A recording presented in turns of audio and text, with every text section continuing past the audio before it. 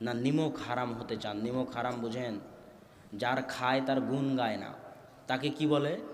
নিমক হারাম। মানুষ বড় নিমক হারাম। মানুষ যার খায় তার গুণ গায় না।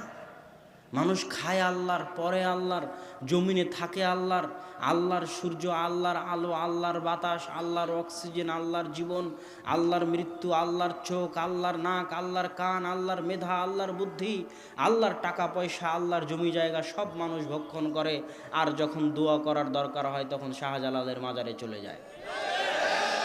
আর যখন অসুখ হয় তখন তাবিজ কবজের কাছে চলে যায়। ওই মানুষই আবার বলে যে আমি সন্তান নিব না। তুই নেওয়ার কে, আল্লাহ যদি না দেয়?